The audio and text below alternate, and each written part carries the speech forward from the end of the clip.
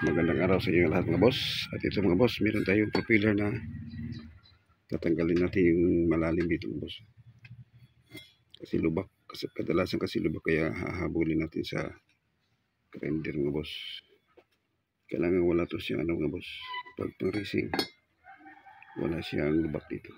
So sige mga boss, sama niyo ako mga boss. Slimang propeller. Madali siyang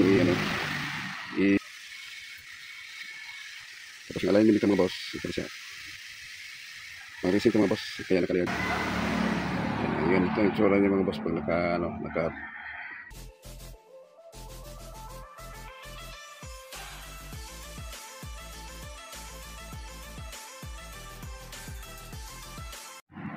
so ganito siya mga boss. Itong kanyang dahon, binawasan ko siya ng konti dito sa taas. Dito kasi parang may tiyan. Maganda kasing flat na flat yung niya dito sa taas. Ito side. Tapos kailangan dito sa niya, sa puno, wala siyang lubak. Ito lubak dito eh. Kasi kaya gagrinder ko mga boss. Kaya samahan niyo ko mga boss.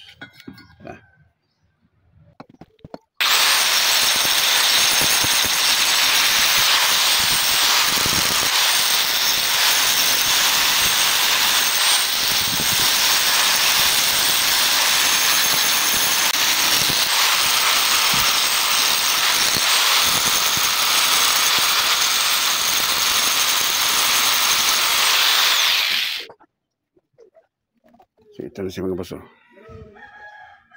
Dito flat na siya. Nawala na rin yung dito, naka taas. Wala na yung lubo dito, kabila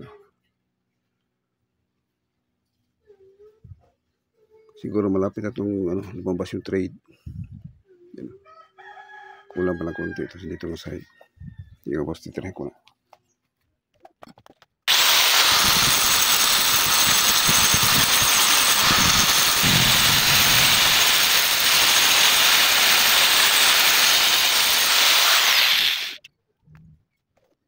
Okay mas, flat na siya.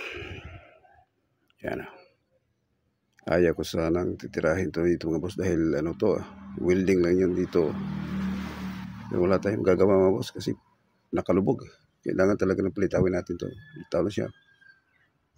Flat na siya. So titimbangin muna natin mga boss para sigurado tayo na pantay siya. Okay.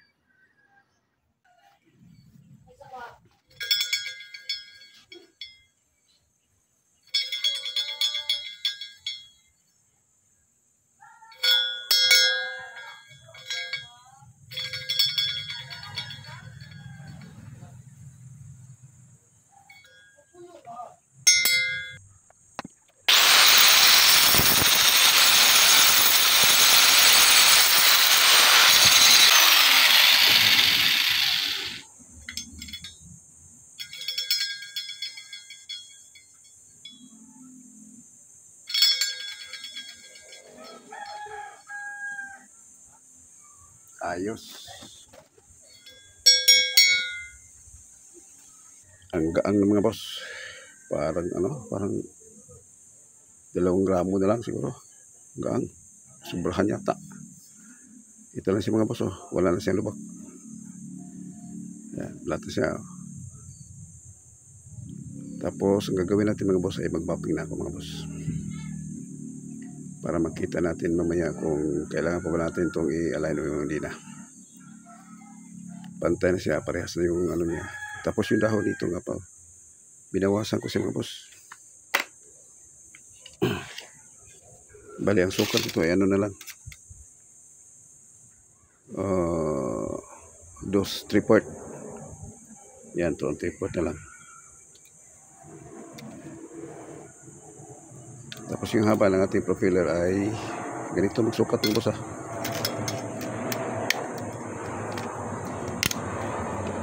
Yan 2 media pa ganito, pero ang sukat talaga nito mga boss, ganyan lang. Kaya naging 9 lang to. Yan. 9 lang siya pa ganyan. Pero iba na kasi ngayon mga boss, sukat na pag nito na.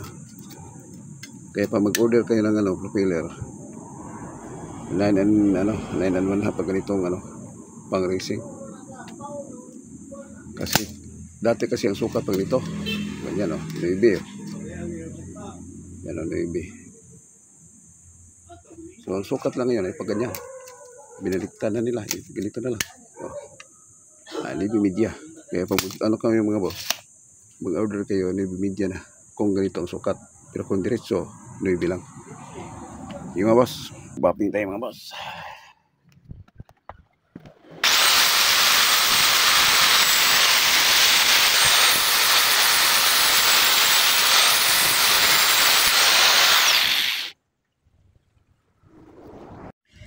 Pagkatapos mga boss, pagkatapos kong malihan ng 240, titirahin natin na siya na mga boss. Bapping disc na may wax para bumalik yung dating kintab niya mga boss. At ito na mga boss, ganito na siya kaganda. Wala na yung malalim dito, diretso na siya. Kasi ang ikot ng propeller mga boss pa ganyan. So ang tubig diretso dito, ganyan. So kailangan wala siyang dito, walang lubak. Kasi nasasahod yung dito. Muna yung tubig dito bago niya itublak. So kailangan walang lubak dito. Okay mga boss. Sige mga boss, i-bapping muna na may wax. Sige boss, may wax na. Okay na.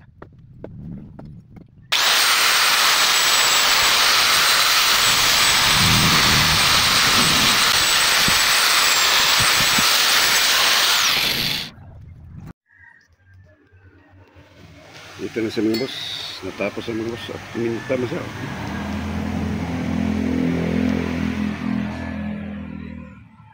Titirahan na siya ng mga boss, bapping wax para kuminta siya.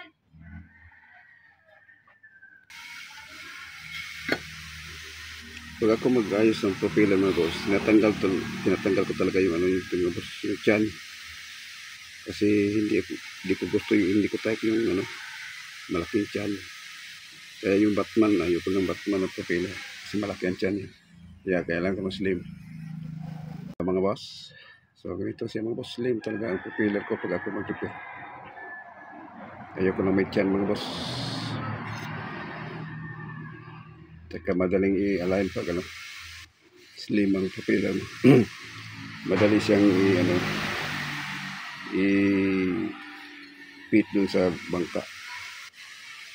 So ganito lang siya kadali mga boss. Yung lalim niya dito wala na. Flat na siya.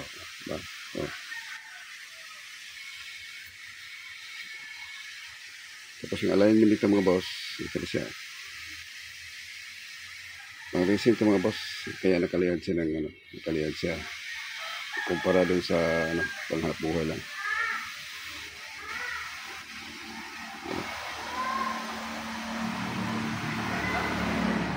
Yan, ito yung tsura niya mga boss pag liyad na liyad. So sige mga boss, hanggang dito lang muna sa aking video mga boss. Sana nakuha mo yung mga boss. Pag nag-repair ako ng propeller mga boss, talagang tinatanggal ko yung tiyan. Tinatanggal ko yung tiyan dahil mabagal tumakbo ang tiyan. Okay mga boss, thank you for watching and God bless.